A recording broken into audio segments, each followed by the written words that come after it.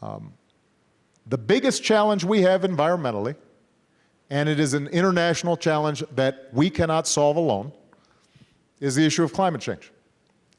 There are other issues, dirty water, dirty air, but the truth is that we've made enormous progress over the last several years, over the last several decades in the United States. And if you come to the United States, environmental quality is pretty good.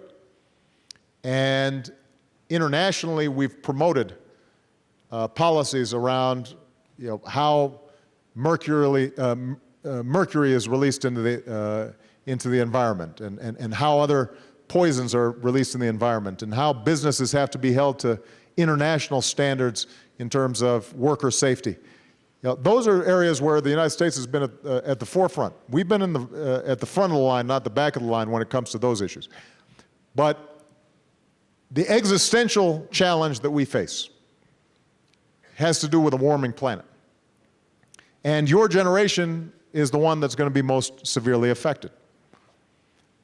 Now, the United States and other highly industrialized developed countries over the last 50, 100 years have been pumping up carbon emissions into the atmosphere. And slowly, this has been building up, and it is warming the planet.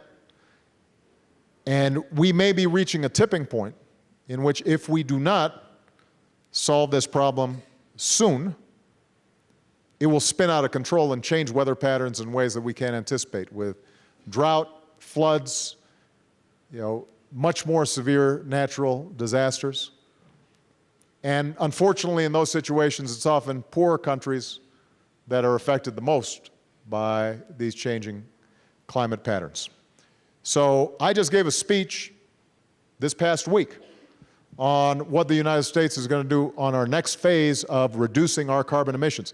The United States actually reduced our carbon emissions more than any other country since I came into office. I just want to make that point.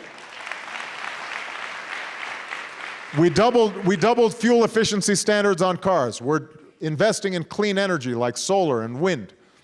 And we will actually want to share that technology, because we think that all countries need to benefit. And part of the opportunity for Africa is to see if we can leapfrog some of the polluting practices of America or Europe and go straight to the clean energy strategies that will allow you to advance economic growth but not corrupt the planet.